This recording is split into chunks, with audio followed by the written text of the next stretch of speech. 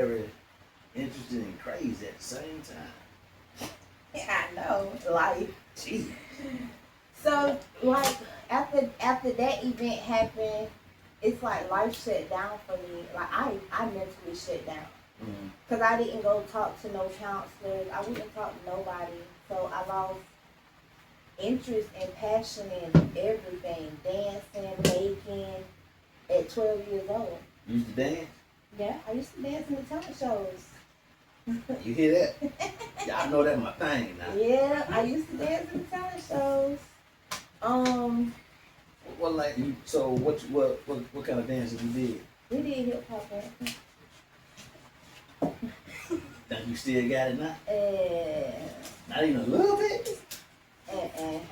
Okay. I was itty bitty. Okay. I was really tiny. Really tiny. Okay, so you lost passion for dancing and baking and stuff. So what made you like wake up and to get back into it? So I had my daughter in 2010, and like I said, all I knew was work. And the hustle that I did learn after working was, of course, street hustle. Street hustle? Yeah. Hold up. What kind of street hustle? Yeah, we was in the streets, you know, street pharmaceuticals, you know. So it was more than just sugar and them brownies. Oh, that didn't come until years later. I didn't jump back into baking. Oh. No, I didn't jump back into baking. It was street pharmaceuticals. Oh. The real deal Holyfield. Yeah, the real deal Holyfield. Okay. Then I went to jail in 2013. And when I went to jail in 2013 for doing that, I'm like, you know, working is not enough with me being a new mom, so. So at 2010, you said you had your kid. Mm-hmm. How old was you at the time? I was 22. And you started street hustle. Mm-hmm. Did the dabbling in the street pharmaceuticals, as you say. Mm-hmm. And you're 22, first kid. Working a job, 9 to 5, wasn't just doing it by itself, so you had to go that route. You felt like you had to go that route. Yeah, when Obama took the chair, he was trying to make jobs for everybody, but that cut people's jobs working fast food from working 35, 40 hours to working 25 hours. We was only mandatory 25 hours, and like they tried to stay up under that, so it was even hard getting child care. Like even begging for the 25 hours to even keep the child care going back then. And that was in what, 08? Yeah, when he first got in the shut. That was in 08. I was working at Arby's. Oh wow. Yeah. Okay. So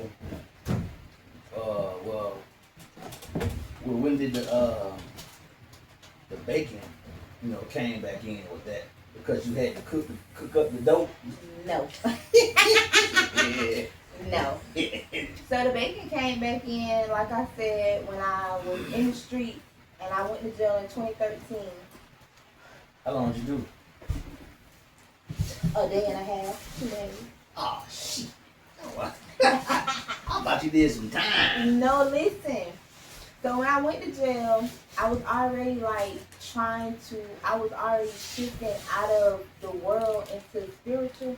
Like I was learning about the church, but I wasn't quite grasping it. But when I went to jail, that is when I had my first encounter with Jesus. Like I knew that it was him. It was no shadow of my doubt. I knew that it was him in that holding cell. That was my third time going to jail. Well, everybody finds Jesus locked up. And you're right. Some people do find Jesus and they get out and they go back to doing the same thing. But it's been over 13 years when I got out and I told him that I would start walking right and I would try to learn. That's exactly what I did. And to this day, like you're walking straight and narrow to this day. Walking straight and narrow. What's up? Okay. Straight and narrow. So after jail, that's when you decided, God, I'm gonna get right. Mm-hmm. So, you know what I'm I saying? mean, that's when I start going to church every Sunday, you know, going to Bible study, you know, trying to shift my life in the right direction and learning and focusing more on the walk. Mhm. So, and Somebody like getting into God and stuff like that. mm-hmm, This is before the cooking started, baking. mm-hmm. Okay, go ahead. 2013, after I had the encounter with Jesus, 2014, my auntie passed. Hmm. So my auntie passed, it's like I was elevated in the spirit, and I didn't understand what he was doing, but by and by, you know, I understand more. It's just been a whole series of death. And we're going to leave that for the book and the podcast series on today. Okay. So we Yeah, we're gonna definitely have a part 2. So, 2020, I lost my grandma from COVID in July or August. It was July, August of 2020. Everybody got COVID like around the same time. December of 2020, I lost my mama. But I didn't know, you know, that I was going to lose my mama. When my mama went to the hospital, she told me to give away all her stuff. But my mama was very talented. She catered, she did photos, she used to do decorations. She did a little bit of everything. She was a very crafty person. But when she went into the hospital, she told me to give her stuff like to my cousin Roger. He took pictures for the Austin City School and some of the club. Like if you needed your picture took, Roger was on the scene. Who is the grandmama took pictures or your mom? My mama. And she said give all her picture stuff to Roger. And who Roger? Your cousin? It's my cousin. Okay. She told me to give the rest of her stuff. Like she was telling me what to give to different people. My cousin Nicole Barron, she decorates, so my mama was telling me to give her stuff to like her decorating stuff to Nicole. So I was like, Mama, can I have your baking pans? Because I want to learn how to bake cakes. I had no idea how to bake a cake from scratch. What? I didn't know how to bake a cake from scratch. I didn't know how to bake a cake, a cookie, banana pudding, cheesecake. I knew how to do none of that in 2020. In 2020, so 6 years ago, you didn't know how to bake no cakes or nothing like that. Here it is 6 years later, and you got a dessert baking business going on. Man, that's some shit. I manifested. The Bible says you ask. You shall receive. All right, well.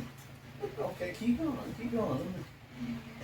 Okay, so I got my mama baking stuff. My mama passed, and I understand life and death. I told you I had a series of death that, you know, God walked me through. When I tell you a series of death, like the low range of death that I had endured, and because of my representation of him, you know, you have to take it. You have to take it on the chin because it's life. Like, what you gonna do? So, after my mama passed, instead of grieving the death of my mama, I turned pain into purpose.